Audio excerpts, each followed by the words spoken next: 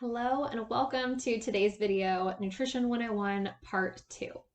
So in Part 1, we learned all about the basics of calories, macronutrients, micronutrients, and why we should care about all those things. And in today's video, we're going to discuss more in depth how to actually learn about your own body's nutrition needs so that you can put it into context when you're in that grocery store looking at nutrition labels. So first of all, how do we know what our body's needs are? So this is where all of you who hate math are going to look at me and groan and go, oh my gosh, Corinne, don't make me do math. And I promise it's math for a good cause. And it's math that once you've done it once and understand it is going to get so much easier. So just bear with me. So science has really done us a solid and made it very easy for us to get an estimate of what our body's energy needs are every day. And it's calculated through a formula. So there are several different formulas that you can use that can arrive at roughly the same conclusion. But today we're going to discuss specifically the Harris-Benedict equation. So the Harris-Benedict equation can help us calculate our energy needs for our body at baseline. So basically, if we were doing nothing but laying in bed all day long, not moving around, etc., and this is called our basal metabolic rate, or BMR for short. So it sounds fancy, but it's actually a simple concept. It's just really how many calories our body needs to function without any extra activity.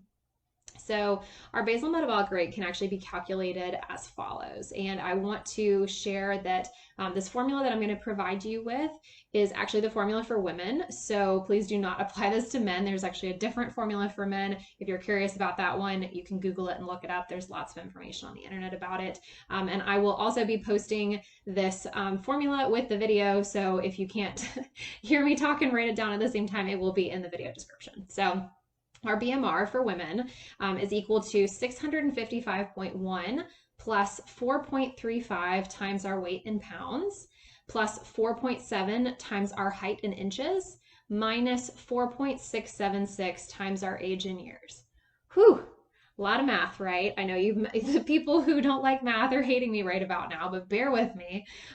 We're not going to have to do tons and tons of math after this. So once we know what our basal metabolic rate, or BMR, is, it's super easy to figure out how many total calories we need every day. So basically all we do is we take our BMR that we just calculated and we multiply it by an activity level multiplier. So an activity level multiplier basically just approximates how much extra energy we need based on how active we are. And please note that even if you're not active, so like basically you don't do any extra exercise, you're sedentary, you're still going to have an activity level multiplier that takes into account the fact that you're still moving throughout the day, because you're not just laying in bed all day. And even if, again, you're sedentary, you're still doing more than just the absolute basics of functioning that your BMR really covers. So activity level multipliers are simple, and I really like to think about them as an average of what you do over the week. So think about it, like how many hours per week would you say that you're exercising combined throughout the entire week? Is it 1 hour a day, 4 days a week? Because that would be 4 hours a week, for example. Are you exercising a total of 10 hours a week? Like, what does that look like over the week as a whole?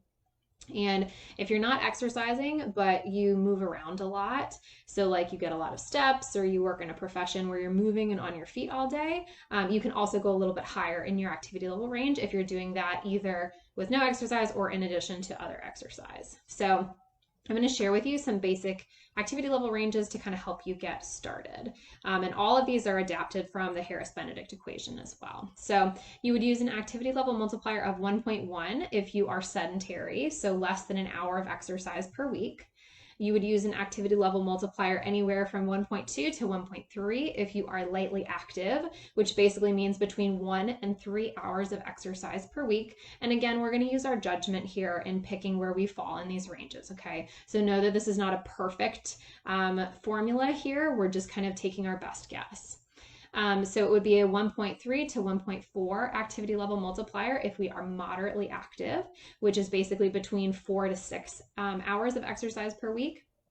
and a 1.4 to 1.5 if we are very active. So that would be between 6 and 8 hours of exercise per week. And then we would use a 1.6 to a 1.7 if we're super active, so over 8 hours of exercise per week. And again, the way that I like to think about the kind of step ups with your activity level multipliers, if you are getting extra steps that aren't really in a formal exercise session, is you may just want to go towards the top of that range or go a little bit higher on your activity level because of those additional times that you're moving throughout the day and throughout the week that may not be recorded, and specifically the number of hours you're exercising.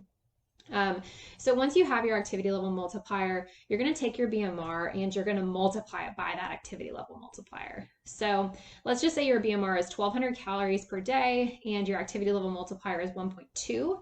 You're going to multiply 1,200 by 1.2, and that's going to give you 1,440 calories. And 1,440 calories would be your estimated total caloric needs each day. So as you're watching this video, if you need to take a pause and go back and calculate some things for yourself, definitely feel free to pause the video right now. You can always go back and rewatch portions of it as well.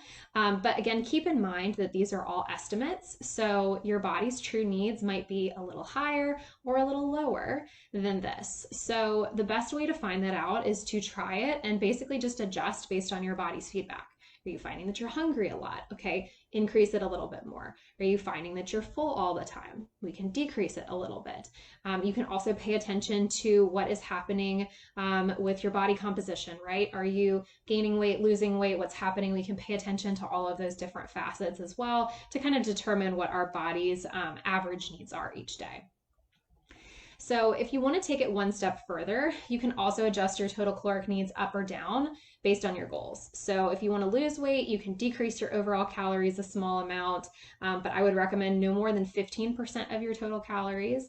And then if you want to gain weight, you can also increase your overall calories by a small amount. So why is this important?